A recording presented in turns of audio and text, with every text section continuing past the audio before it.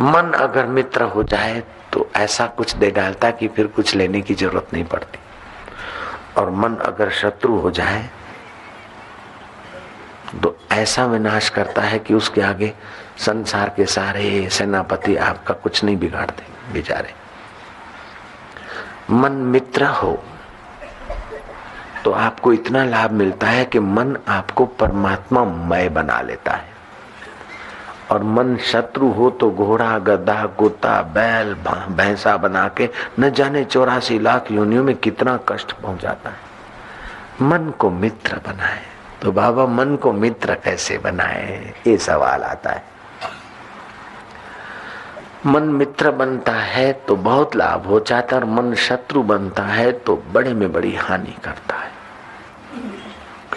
मन जब देखने सूंघने चखने सुनने स्पर्श करने के विकारों में फंसता है, उधर जाता है और आप हाँ में हाँ किए जाते हो, तो वो मन आपको शत्रुता के काम है। जैसे आप जिस गाड़ी में बैठे वो गाड़ी है शत्रु की, किसी किडनैप करने वाले गैंग की गाड़ी, और ड्राइवर भी उन्हीं का है, और जो तुमको बिठा के ले जा रहे हैं वो भी गैंग के आदमी है।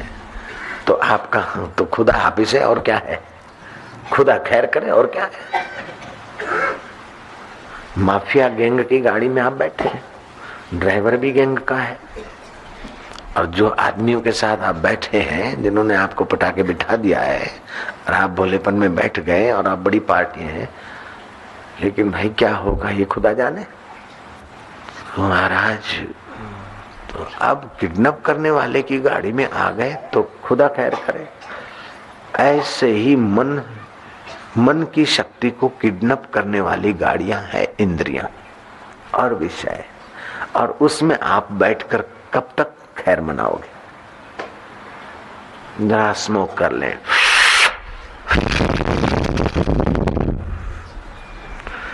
जरा ये कर लें, जरा वो कर लें, ये जरा जरा जरा जल्दी जरा को ले आएगा, बुढ़ापे को ले आएगा। क्या खाना, कितना खाना, कब खाना, कैसे खाना, उसका विवेक अंदर के छोर से मिले, उस ढंग से करो तो आपका भीतर का है अंतर आत्मा का सत्ता मन बुद्धि को मिलेगी तो बलवान होंगे, वो आपके मित्र बन जाएंगे। अगर विकारों की सत्ता मन बुद्धि को मिलेगी तो विकार बलवान होंगे और आप कमजोर हो जाओगे। तो मन आपका मित्र बने, इसका तरीका है कि आप अंदर का सुख लेने के रास्ते चलो, अंतर की प्रेरणा लेने के रास्ते को साफ सुथरा रखो, अंतर का आराम पाने की आदत डाल दो, मन आपका मित्र हो जाएगा। और विकारों का सुख या दिखावे का सुख के तरफ जाओगे तो मन आपका शत्रु हो जाएगा। मुसोलिन अभी भी प्रेत होके भटक रहा है। इटाली का पूरा राज्य था, लेकिन उसका मन उसके लिए शत्रु था। को काहू को नहीं सुख दुख करी दाता, निज कृत कर्म भोगत ही भ्राता। कोई किसी के सुख दुख का दाता नहीं, अपने ही कर्म आदमी भोगता। इसलिए कर्म करने में सावधान रहे। सुबह उठे, आज का दिन ऐसे कर्म करूंगा कि भगवान की शरण मिले, मेरा मन मेरा मित्र रहे, ऐसे कर्म करूंगा। दिन भर कर्म हुए, 1-2 घंटा काम किया, फिर 1-8 मिनट गोता मारा, ये हुआ, हाथ पैर से ये जो कुछ हुआ तेरी सत्ता से हुआ। प्रभु तू सार है, बाकी सब खिलवाड़ है, प्रभु तेरी जय हो। आप फ्रेश हो गए, आपका संबंध पक्का होता गया।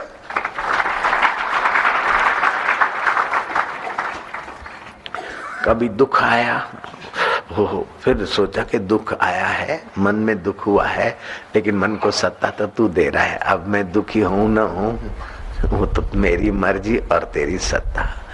दुख के समय भी मेरी मर्जी और तेरी सत्ता करोगे तो दुख का प्रभाव कम हो जाएगा और उसकी शरण का प्रभाव में निखार आएगा।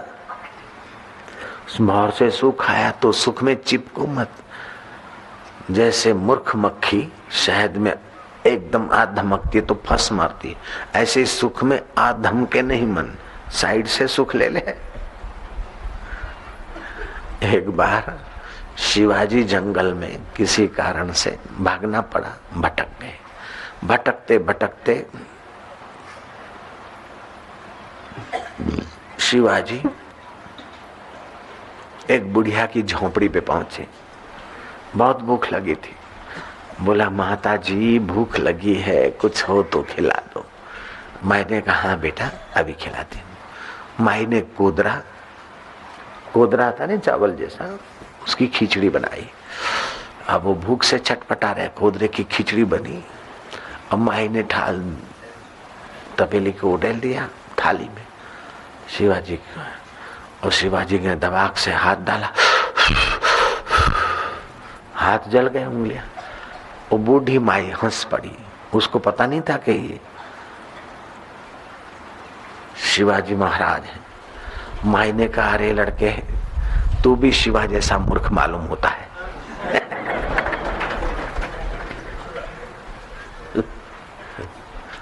शिवा चौंका, बोले शिवा जैसा मूर्ख कैसे? बोले जैसे शिवाजी बेवकूफ है ऐसे ही तू बेवकूफ है। कोदरा गरम गरम है तो साइड से थोड़ा थोड़ा लेके खाना चाहिए। बीच में हाथ दबोक दिया तो उंगलियां जली। ऐसे ही शिवा साइड के थोड़े छोटे छोटे राज्य जीतकर फिर बड़े राज्य पे हमला करे तो सफल हो। वो बेवकूफ सीधा बड़ों पे करता है तो फंस मरता और भागता फिरता है।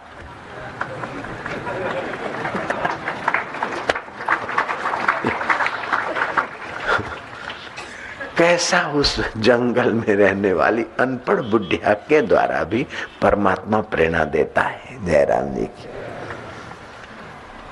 बाबा जी आजकल मैंने बंडल मारने ही बंद कर दिए, इससे भी बड़ा बंडल नहीं हो सकता है।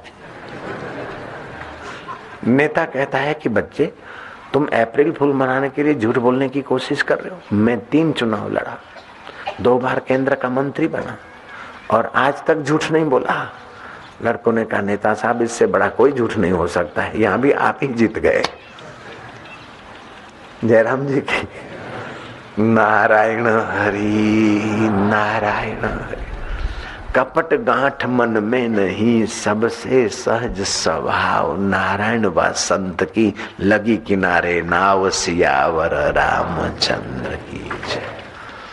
सुख भीतर लेते जाओ और सदुपयोग बाहर करते जाओ। भगवान की शरण हो जाएगी, भगवान की प्रेरणा हो जाएगी, भगवान का सुख मिलने लगेगा और अंत में भगवान में मिलकर मुक्त हो जाएगा जीव। इधर उधर करेंगे तो इधर उधर होते होते अंत में इधर उधर होता ही रहेगा।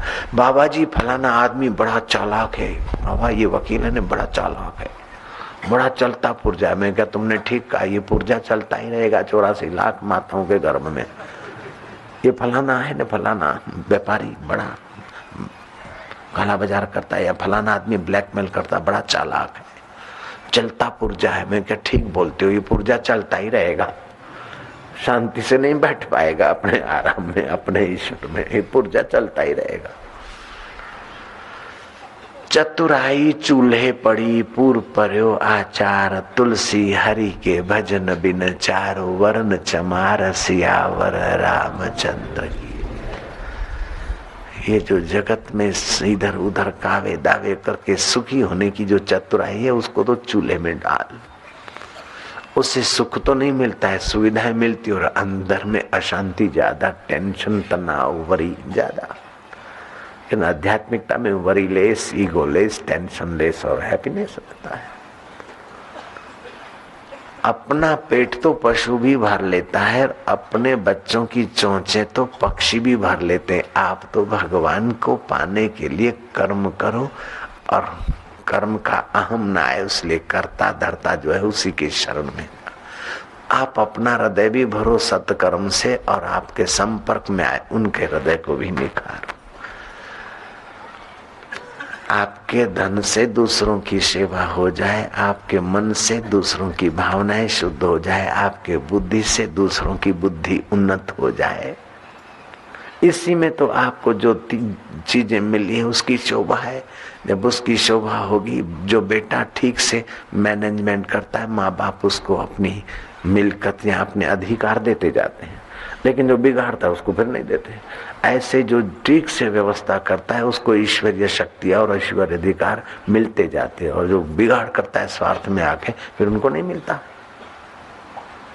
आपके पास जितना तन, जो तन है, जो मन है, जो धन है, जो योग्यता है, बहुजन हिताय सुखाय आप सोचिए, आपका हृदय पवित्र होगा। करिए, आपकी क्रियाकलाप पवित्र होंगे, आप भगवान से जुड़ते चले जाएंगे, वो धारा मजबूत होती जाएगी और बाहर का आकर्षण कम होता जाएगा, आपका विजय हो जाएगा।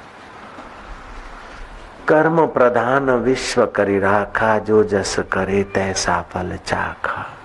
पैसा कमाना कोई बड़ी बात नहीं है, मनुष्य शरीर पैदा हो जाना कोई बड़ी बात नहीं, लेकिन मनुष्य शरीर का सदुपयोग करके मानवता निखारना, पैसे का, धन का, समय का सदुपयोग करके अपने सत्य स्वरूप आत्म सुख को निखारना, ये तो बहुत बहुत बहुत ऊंची बात है।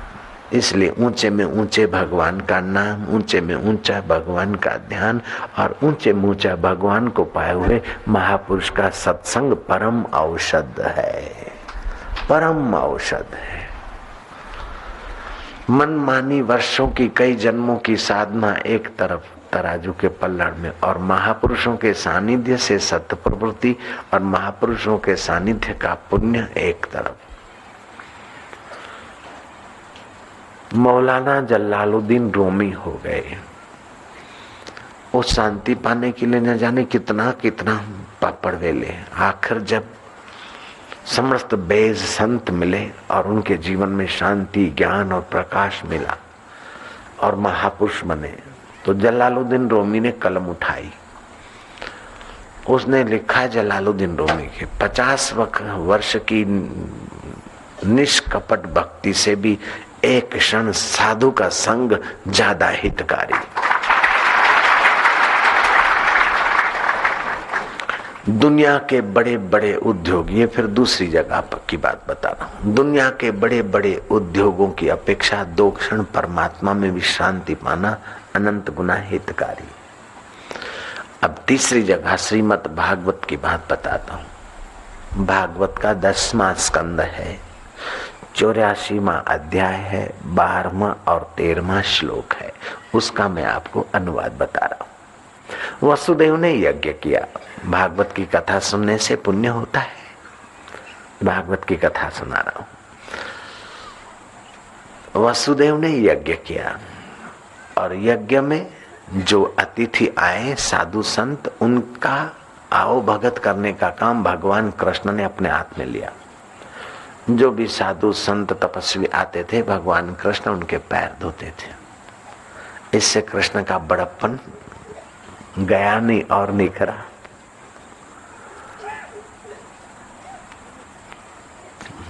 आगता स्वागता करते थे।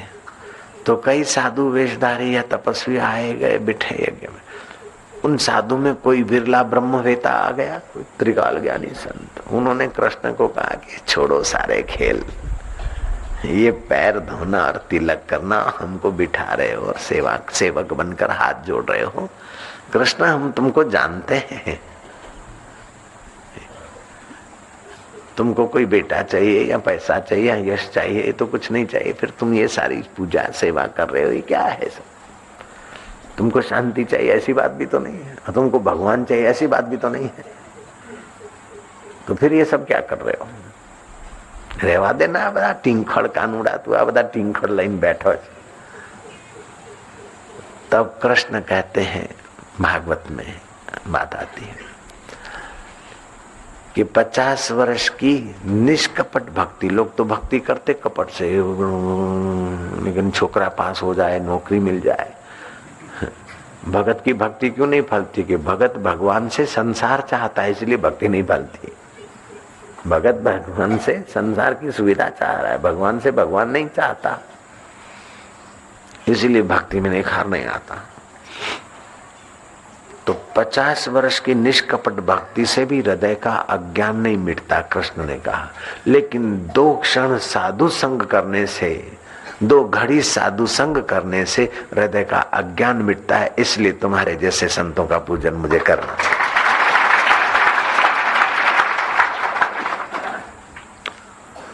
फिर कृष्ण कहते हैं कि जल से भरे हुए जलाशय, गंगा आदि या पुष्कर आदि तीर्थ में तीर्थ बुद्धि से लोग नहाते हैं। धातु से बनी हुई मूर्ति में भगवत बुद्धि से मंदिर में लोग दर्शन करने जाते हैं। हाड़ मास के शरीर से बने हुए बेटे बेटियों को अपना मानते हैं, हाड़ मास से बने हुए शरीर को मैं मानते हैं और वस्तुओं को मेरा मानते हैं। लेकिन आत्मज्ञानी संतों में जिनकी पूज्य बुद्धि नहीं है वो तो साक्षात वैशाखी नंदन गोखर है। गोखर माना वैशाखी नंदन। वैशाखी नंदन मतलब कुम्हार का हाथी। कुम्हार का हाथी का मतलब है मिस्टर डोंकी। डोंकी का मतलब है गधा। तो जलाशय में तो तीर्थ बुद्धि करते हैं, मंदिर में भगवत बुद्धि करते हैं, परिवार को सच्चा मानते हैं, शरीर को मैं मानते हैं, लेकिन संतों में श्रद्धा नहीं तो संसार का बोझा उठाने वाले गधे हैं, गधे हैं। अंतर का आराम नहीं पाएंगे, अंदर का रस नहीं पाएंगे। एक मकान है, एक जमीन है, एक फार्म हाउस है, 2 है, 5 है, ये बोझा रख रख के खोपड़ी में अंत में मरेंगे।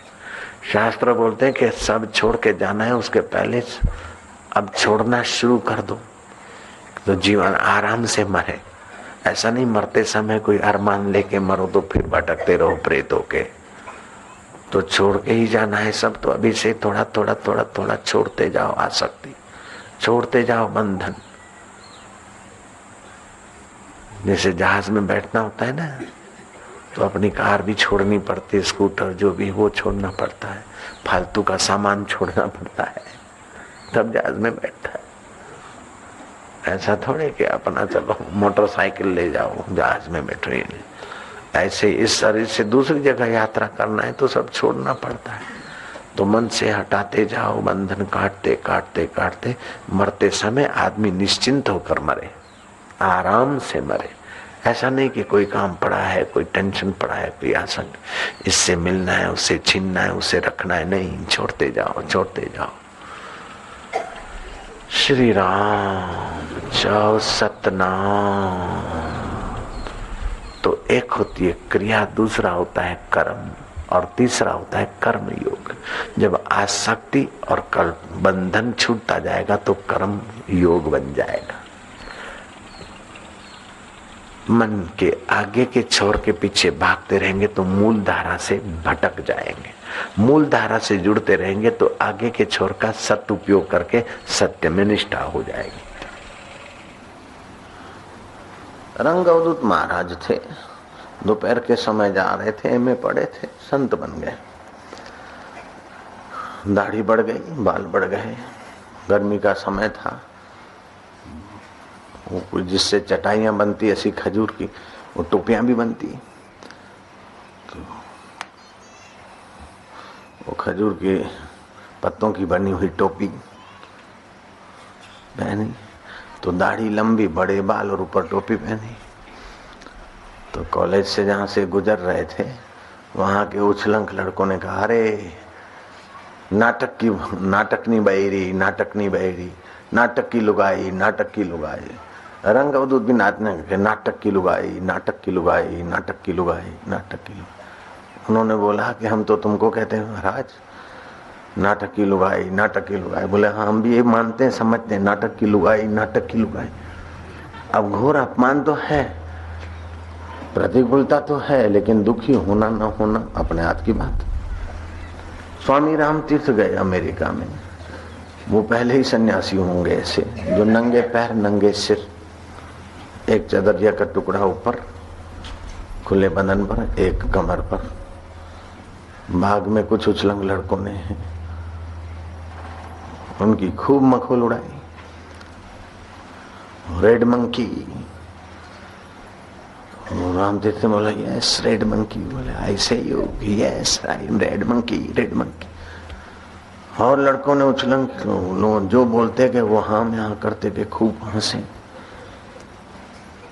इतने में कोई समझदार आदमी था कि ये गजब के आदमी है, इतने छोरे, इतने लुफंगे उनकी मजाक उड़ा रहे और ये भी हंस।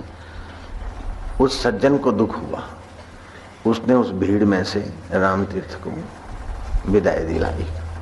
जिस घर ठहरे थे उन लोगों ने पूछा कि आज आप हंस रहे हैं, इतना खूब खुश हैं, क्या बात है? बोले लोगों ने इसका मजा उड़ाया खूब, लोगों ने इसका खूब मजा उड़ाया और मैंने भी आज इसका खूब मजा उड़ाया, उसी मजे में मस्त हूं। लोगों ने इसका मतलब मेरी बॉडी का मजा उड़ाया और मैंने भी खूब मजा उड़ाया, इसलिए मजे में हूं। बोले इसका मतलब क्या? बोले इसका ये राम तीर्थ का, इस शरीर का नाम है राम तीर्थ।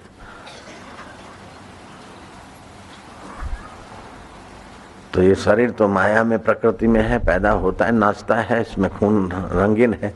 रेड मंकी उन्होंने कहा, आज ही मुझे पता चला कि रेड मंकी भी हो सकता है। रेड मंकी में भी हम है, ब्लैक मंकी में भी हम है, तो यहाँ भी रेड मंकी और ब्लैक बाल है ही है। हमें मजा आ गया।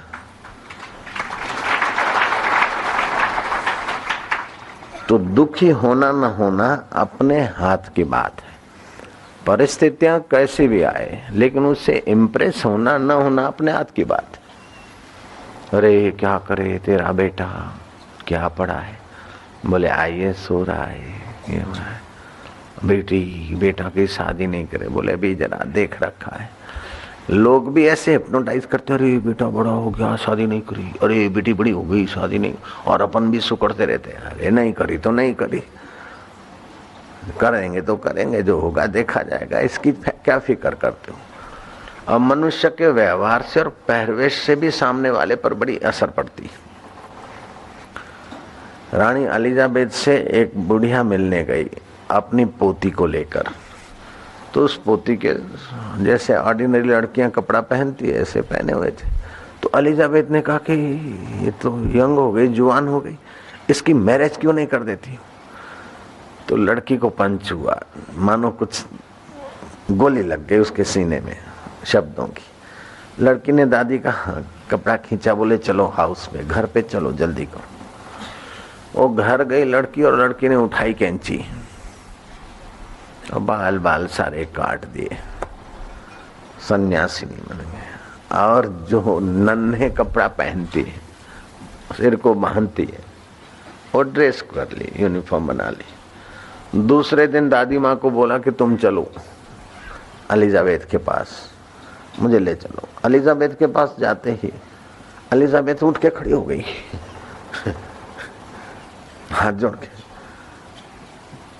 तो दादी ने कहा कि ये तो कल मेरे साथ जो आई थी ना, वही मेरी पोती है। बोले इतनी नहीं, ये तो नन लग रही है। उसने कहा हाँ मैं नन का वेश तो बनाई हूँ, आप ही तो बोल रहे थे कि शादी तो मेरे को शादी करना चाहिए। बोले no no never never no no. तो वस्त्र आभूषण आहार व्यवहार से भी अपनी असर सामने वाले पर पड़ती, और अपना मन कमजोर है तो सामने वाला हमारी मखौल करते। अरे इतना बड़ा बेटा हो गया, BA पढ़ा, उसकी शादी नहीं हो रही क्या है, इतनी बड़ी बेटी शादी नहीं हो रही क्या। हम कमजोर होते हैं तो ऐसे टोंट मारते लोग, और हम जब मुंह तोड़ जवाब दें अथवा तो उनका सुना अनसुना कर दें तो दुख का तो कोई प्रसंग ही नहीं है। हम ऐसे ढलें वैसे ढलें तभी लोग ठीक रहे, समाज में रहना है, ये करना है, वो करना है। इस प्रकार से कितना भी सुकड़ के मर जाओ फिर भी बोलने वाले तो बोलते रहेंगे। ये तो एक घोड़ी और दो सवार जैसी बात है। पिता और पुत्र घोड़ी की लगाम पकड़े लिए जा रहे थे। लोगों ने बोला कितने बेवकूफ हैं, घोड़ी है और पैदल जा रहे हैं। बाप बैठा, आगे कुछ लोगों ने कहा कि हद हो गई। बूढ़े को अभी तक घोड़ी पे बैठने का शौक नहीं गया। लड़का बेचारा चल रहा है, अभी टाइफाइड हुआ उसको, उससे थोड़ा आराम मिला है, अब चल रहा है। लड़का तो बेचारा चल रहा है धीरे धीरे, और बाप घोड़ी पे बैठा है। बड़े शर्म की बात है, बाप उतर गया, लड़का बैठ गया। लोगों ने कहा इतना जवान लड़का और घोड़ी पे बैठा और बाप पैदल है, बड़ा बेशर्म छोरा है। ये घोर कलयुग है भाई। छोरा तो बैठा घोड़ी पे और बाप चल रहा है। अब क्या करें, दोनों बैठते हैं तो लोग शायद चुप हो जाए, दोनों बैठे तो लोगों ने कहा हद हो गई। इसीलिए तो बारिश नहीं हो रही, इसीलिए तो अकाल पड़ा और महंगाई हो रही है, इतना घोर अनर्थ, एक गूंगा प्राणी बेचारा और उस पर 2 पाडे बैठे हैं, हद हो गई। अब क्या वो शरीर को क्या अनशन करके शरीर पतला करें क्या? उन्होंने तो पाडा कह दिया, तो क्या सचमुच आप पाडा है क्या? तो लोग जिस ढांचे में, जिस बोतल में आपको उतारना चाहे ऐसा उतरते रहेंगे। तो हमको भी बहुत लोग समझाते, अरे भाई ये सब माँ बोलती है, लोग ऐसा कहते हैं, ईश्वर माँ ऐसी कहती है, फलान बेटा मैं तो चाहती हूँ तू भक्ति कर, लेकिन लोगों को भी देखो। मैं क्या देखेंगे लोगों को? हम क्यों देखें? हम ऐसे रास्ते कदम रखेंगे दृढ़ता से कि लोग हमको देखने के लिए लाइन लगाए, हम लोगों को क्या देखें? जरा लोगों का भी विचार करो, लोगों को भी देखो। पड़ोस में रहना है, समाज में रहना है, मैं क्या कहेंगे पड़ोस में समाज में? हमारा अपना ईश्वर का ही पड़ोस लेने दो, ईश्वर के ही समाज में गोता मारने दो, फिर पड़ोस और समाज पीछे पीछे घूमेगा। तो एक बार समझ में आ जाए कि हम ये सत्य है, ये ईश्वर का रास्ता है, बस दृढ़ता से लग जाओ। वे आदमी सचमुच में महा गलती करते हैं जो बहुमुखी समाज को संतुष्ट करने में लग जाते हैं। लोग ऐसा कहेंगे तो अब ऐसा करो, लोग ऐसा कहेंगे वैसा करो, तो आप कुछ कर ही नहीं सकते। कोई आध्यात्मिक प्रगति आप ठीक से कर ही नहीं सकते। आप स्वाभाविक जीवन जी नहीं सकते, सुकड़ते रहोगे। उसका मतलब ये भी नहीं कि उछलंक हो जाए या दुराचारी हो जाए या दुष्टता का रास्ता पकड़ ले, नहीं। अरे दुष्ट लोग तो लोगों की परवाह नहीं करते और भक्त लोग लोगों की परवाह में भक्ति का त्याग कर देते। क्या करें अब, इनको पार्टी देनी जरा, हम तो बाजार का नहीं खाते, लेकिन जरा सा थोड़ा सा, अब क्या करे, थोड़ा सा क्या करे, अपने को कोसते कोसते कोसते आदमी कहीं का नहीं रहता।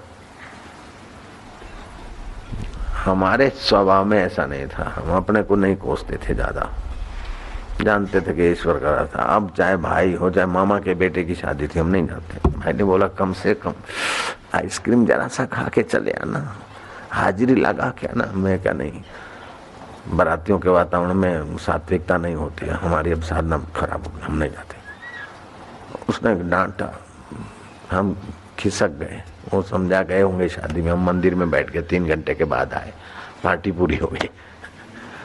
फिर टोका, थोड़ा झगड़ा हो गया तो सह लिया, लेकिन ईश्वर की भक्ति का बलिदान देकर, सत्य का बलिदान देकर किसी को संतुष्ट करना। रामतीर्थ बोलते हैं, सत्य का घात करके अगर किसी व्यक्ति को संतुष्ट करते हो तो उसकी अपेक्षा व्यक्ति का घात हो जाए तो हरकत नहीं, सत्य का घात नहीं होना चाहिए। भूख और प्यास प्राणों को लगती है, लेकिन अपने को बोलते कि मेरे को भूख लगी है। समाधि लग जाए, श्वास न चले तो भूख नहीं लगेगी, श्वास कम चले तो भूख कम हो जाएगी। बच्चे के श्वास खूब चलते हैं, तेज चलते हैं तो ज्यादा खाता है। युवक अब बुढ़ापे में स्थगित हो जाती प्राण शक्ति, कम भूख लगती। समाधि करे तो भी कम भूख लगेगी, समाधि छोड़कर प्रवृत्ति करे तो हमको तो भूख ज्यादा लग रही है। और प्रवृत्ति भी थोड़ी कम होती जाए अथवा श्वास की गति थोड़ी कम हो जाए तो भूख और प्यास प्राणों को लगती, सीधी बात है। सुख और दुख मन को होता है, लेकिन हम लोग अपने को नहीं जानते, इसलिए मन से जुड़ जाते। हाँ मैं सुखी हो गया, हाय मैं दुखी हो गया। और ऐसे मन तो बस तरंग है जैसे सागर में, ऐसे कभी सुखी कभी दुखी, कभी सुखी दुखी सुखी दुखी सुखी सुखी दुखी सुखी दुखी सुखी करके जीवन पूरा हो जाता है। जो मन से जुड़कर सुखी होना चाहता है उसके दुख का कोई अंत नहीं। सुखी होने के लिए जो जो करेगा उसके बदले में थोड़ा दुख भी तो आएगा। एक ही सिक्के के 2 पहलू हैं, जब सुख पकड़ा तो दुख आएगा बिना बुलाए। इसीलिए कहते कि सुख की इच्छा छोड़ो, संसार में से सुख की इच्छा छोड़ो, सुख लेने की इच्छा छोड़ो। अब लेने की इच्छा घुसी तो कैसे छोड़े कि दूसरों को सुख देना शुरू करो। तो आपकी सुख की इच्छा शांत होते ही आपका आत्म सुख उभरेगा। मान लेने की इच्छा छोड़ो, मान देना चालू करो तो मान लेने की इच्छा छूटेगी।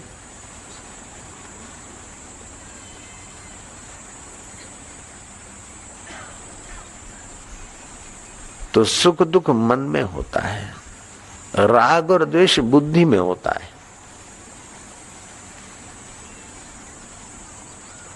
इन सब को हम लोग देख रहे हैं, लेकिन ज्ञान में, चौथे ध्यान में गति नहीं है, इसलिए देख रहे हैं, फिर भी देखने हैं का लाभ नहीं ले रहे हैं, इसी में बह रहे हैं।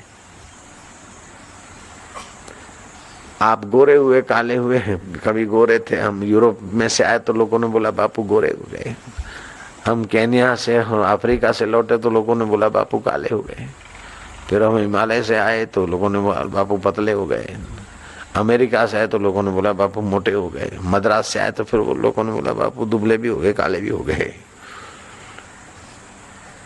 वास्तव में हम दुबले हैं कि मोटे हैं, हम काले हैं कि गोरे हैं? जिसने काले को जाना है उसी ने गोरे को जाना है। तो हम काले गोरे कैसे होते? अगर कालापन चला गया तो हम चले जाते। तो ये चमड़ा हुआ काला गोरा, मोटा और पतला मांस का ढांचा हुआ, नाटा और लंबा शरीर की हड्डियों का ढांचा है। सुख आया उसको भी हम देखते हैं, दुख आया उसको भी हम देखते हैं, लेकिन क्या करते कि हम सुख के भोक्ता हो जाते हैं, अंदर से खोखले बनने के लगे। दुख के भोक्ता हो जाते हैं, अंदर से डरपोक हो जाते हैं, अंतःकरण मलिन हो जाता है। सुख आया तो देखो कि सुख आया, मन में सुख हुआ, मन में सुख हुआ उसको भी मैं देख रहा हूँ। किसी परिस्थिति से मन में दुख हुआ उसको भी मैं देख रहा हूँ, मैं साक्षी हूँ, सुख दुख को देखने वाला हूँ। ये रूपातीत ध्यान की यात्रा है। आंखें मूंद के बैठो, पादस्थ पिंडस्थ ध्यान करो, लेकिन व्यवहार में रूपातीत ध्यान को ले आओ। मान हुआ, अपमान हुआ, ये हुआ, उसको हम देख रहे हैं। राग आ जाए किसी वस्तु व्यक्ति के लिए अथवा द्वेष आ जाए तो बोले बुद्धि में आया है। एक बात और इसमें मिला दो कि जो आदमी अपने को समझता कि मेरे में दुर्गुण है और मैं निकालूं, 1000 उपाय करे, बहुत मुश्किल से दुर्गुण निकलेंगे। मेरे में सद्गुण है और मैं बड़ा हूं तो सद्गुण टिकेंगे नहीं। हकीकत में सद्गुण भी मन बुद्धि में है और दुर्गुण भी मन बुद्धि में, आप उससे अलग हैं। अलग होकर उसको ट्रीट करोगे तो आसानी हो जाएगी। एक्सीलेटर भी दे रहे हैं और ब्रेक भी मार रहे हैं तो जरा कठिन हो जाएगा। एक्सीलेटर देना बंद करो, फिर ब्रेक और क्लच का उपयोग करो तो आसान हो जाएगा गाड़ी का रुकना। क्या करें, मेरे में ये दुर्गुण है, मेरे में ये दुर्गुण है, ये मत सोचो। मन में है उसका निकाल दूंगा, बुद्धि में है निकाल दूंगा, शरीर में है निकाल दूंगा। मुझ में तो कोई गुण दुर्गुण नहीं, मैं तो बस चैतन्य, अखंड आनंद शांत आत्मा। इस प्रकार का तात्विक ज्ञान विचार करके उसी विचार में रमण करना, खुली आंख चलते फिरते भी, उसको बोलते रूपातीत ध्यान। बोले ध्यान कैसे हुआ बाबा, आंखें बंद कर? नहीं, जैसे पनिहारी है, पानी का मटका सिर पर रखा, मटके पे मटका, उस पे मटकी, 3-3 4-4 बर्तन, और अपनी सखी के साथ बात भी करती चली आ रही। लेकिन ध्यान मटकों में है। अथवा उल्टा स्त्री पति से बात कर रही है, भोजन भी परोस रही है, लेकिन अपने यार की भी मीठी याद करके, अब ये जाए ऑफिस, फिर देखती हूँ, फोन करूंगी, बात करूंगी, बलमा। तो सब कुछ करते हुए भी चिंतन उसका रहता है, ध्यान हो जाता है। अथवा तो प्रेग्नेंट देवी, प्रेग्नेंट महिला काम काज करते हुए भी अपने गर्भ का, अपने बच्चे का, शिशु का उसको ध्यान होता है। उठने बैठने में भी वो संभलती, खाते पीते उठते बैठते कुछ बोलती नहीं, फिर भी चित्त उधर होता है उसका। जब 8वां 9वां महीना हो जाए तो वो माताएं जानती है कि कैसे उठना बैठना क्या करना। वो ठीक से उनको ध्यान करना नहीं पड़ता, ध्यान रखना नहीं पड़ता है, ध्यान होने लगता है। ऐसे साधक भी संभल संभल कर कदम रखे। होनहार मां संभल संभल के कदम रखती तो उसके शरीर से हार्ड मांस का एक बालक बालिकी पैदा हो। लेकिन तुमको तो उससे भी ज्यादा संभल के कदम रखना चाहिए, विचारना चाहिए। वो अगर फुअड़ हो, लापरवाह हो, तो हो सकता है कि गर्भ का विनाश हो जाए, गर्भपात हो जाए। तो वो संभल संभल कर कदम रखती, क्योंकि शिशु को जन्म देना है। उससे भी ज्यादा तुम्हें उन तात्विक विचारों में संभल कर डटे रहना है, क्योंकि तुम्हें परब्रह्म परमात्मा को प्रकट करना है। जो सुनते हैं फिर हा हू करके हवाई बातें कर लेते हैं, या साधन भजन करते शिविर में आते जो कुछ मिला फिर अच्छा लगा बढ़िया, फिर वो बैटरी डिस्चार्ज करने होती है तो करने में लग जाते हैं। तो उनको इसकी महत्ता का पता नहीं है। इसलिए अगर इसकी महत्ता का पता हो, एकाग्रता और अनासक्ति, तो सारे प्रयोग और सारे सत्संग और ध्यान उसी को दृष्टि में रखकर स्वाभाविक होता है, दृष्टि में रखने की आदत पड़ जाती। ये सारे शिविर और साधना और नामदान और ये सब किया जाता है, ये दो विषयों पर ही जोर दिया जाता है, अनासक्ति और एकाग्रता। मास्टर कितना भी जोर दे, लेकिन विद्यार्थी का सहयोग चाहिए, और विद्यार्थी को उस विषय में महत्व बुद्धि चाहिए, तभी विद्यार्थी उत्तीर्ण हो पाएगा। तो आपकी महत्व बुद्धि कर दो अनासक्ति और एकाग्रता, बाकी का तो है ही है जो हो रहा है, इस पर महत्व बुद्धि करो, हाईलाइट करो, फिर देखो मजा। दिन में 10 बार विचार करो कि हमारे दो मुख्य विषय है, अनासक्ति और एकाग्रता। थोड़ा ध्यान कर लो उसी समय। कोई आसक्ति है तो विवेक की कैंची मारो कि आखिर कब तक, ये हो गया देखा जाएगा। सारी चिंताएं, सारी मुसीबतें, सारा तू मैं, लोग क्या बोलेंगे, ये क्या बोलेंगे, सारा दबाव चल जाएगा। अपनी रोटी खाते, अपने श्वास खर्चते, और फिर दूसरों की कल्पनाओं में अपने को बहाना, अपने को दबोच देना। हाँ, शास्त्रीय है, ईश्वर के तरफ की है, समाज के हित की, उन्नति की है। आजकल तो सब लोग भाई ये तेरा कर्तव्य है, ये तेरा कर्तव्य है, ये तेरा धर्म है, अपना कर्तव्य निभाओ। लेकिन कौन बता रहे कर्तव्य निभाने की बात? पति पत्नी को उपदेश दे रहा है कि तेरा कर्तव्य है पति की सेवा करना ये तेरा धर्म है। और पत्नी पति को उपदेश दे रही कि मेरा लालन पालन और मेरे गहने गांठे और मेरी सुख सुविधा का ख्याल रखना तुम्हारा कर्तव्य है, तुम्हारा धर्म है। बाप बेटे को कहता है कि पिता की सेवा करना तेरा धर्म है, और पुत्र पिता को कहता है कि मेरे नाम वसीयत कर लेना ये आपका धर्म है आपका कर्तव्य है। नेता अपने दोस्तों को कहता है कि यार मेरे नाम का प्रचार करना तुम्हारा कर्तव्य है, और सेठों को बोलता है कि मुझे फंड देना तुम्हारा कर्तव्य, नहीं तो जीतूंगा तो फिर मुसीबत कर दूंगा, नहीं तो कर्तव्य निभाओ। जयराम जी की दोस्त को कहता है कि यार मेरे लिए तुम थोड़ा समय कुर्बान करो, थोड़ी चीज, मेरी शादी ये करो, मेरे तंगी तुम ये दो। यार क्या दोस्ती नहीं निभा रहे? खाना तो मिलकर खाए, लेकिन जेब तुम्हारी गर्म है, तुम दे दो यार, इसमें क्या फर्क पड़ता है? बिल देना तुम्हारा कर्तव्य है, क्योंकि हमने तुमको फलानी बार खिलाया, तो अब तुम भी खिलाओ, तुम भी खर्च करो। दोस्त को बोलेगा तुम्हारा मेरे लिए ये करना तुम्हारा कर्तव्य है। मजहबवादी बोलेंगे कि कमाई का 5वां हिस्सा अपने मजहब में लगा देना चाहिए, खतरे में है इस्लाम, ये है वो है, हथियार खरीदना है, फलाना करना है, या धर्म खतरे में, ये करना। मजहबवादी बोलेंगे कि मजहब के लिए इतना % लगाना तुम्हारा कर्तव्य है।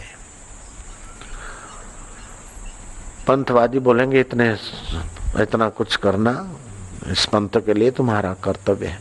लेकिन कृष्ण कहते हैं कि हे जीवात्मा, अपने परमात्मा स्वभाव को जानकर यहाँ ही मुक्ति का अनुभव करना ही तुम्हारा मुख्य कर्तव्य है। अब तुमने दुनिया के सामाजिक कर्तव्य, मित्राचारी के कर्तव्य जो भी निभाए और निभाओगे, उसे हम कहते हैं कि ठीक है निभाओ शास्त्रीय अनुरूप। लेकिन मुख्य कर्तव्य तो अपने आत्मा को जानने का है। अपनी मुक्तता को जानने के लिए ही मनुष्य जन्म और मानुष्य बुद्धि मिली है। मुख्य कर्तव्य तो 2 कर्तव्य होते हैं, एक ऐहिक कर्तव्य जिसको सामाजिक कर्तव्य बोलते हैं, और दूसरा वास्तविक कर्तव्य है। ऐहिक कर्तव्य कितना भी निभाते रहो, अच्छा है, ठीक से निभाया तो संसार से खटास आएगी, उपरामता होगी, वैराग आएगा। और बेठीक निभाया तो संसार थू थू करेगा। लेकिन मुख्य कर्तव्य निभाया, फिर वो ठीक से निभा तो भी ठीक है, और न ठीक से निभा तभी भी लोग अपने आप आपके अनुरूप होने लगेंगे। मुख्य कर्तव्य निभाना। तुकाराम का कर्तव्य कि शादी किया है तो पत्नी का भरण पोषण करना, ये कर्तव्य है। उस समय भी है, अभी भी है। लेकिन वो मुख्य कर्तव्य में लग गए, गौण कर्तव्य से थोड़ा समय नहीं दे पाए, थोड़े गौण कर्तव्य से थोड़े उपराम हो गए। उनकी पत्नी मेहनत मजूरी करती और टिफिन बनाकर पति को खिलाने जाती हो। समाज बोलती कि ये बाबा बन गया, अपना कर्तव्य छोड़कर बैठ गया, अब भजन करने विठल विठल। लेकिन मुख्य कर्तव्य में ऐसे लगे कि महाराज उनकी गाली देने वाली पत्नी को भी विठल ने दर्शन दिया, और तुकाराम का भी तो आत्मा उद्धार हो गया। तो जो मुख्य कर्तव्य निभाने के रास्ते चल जाता है,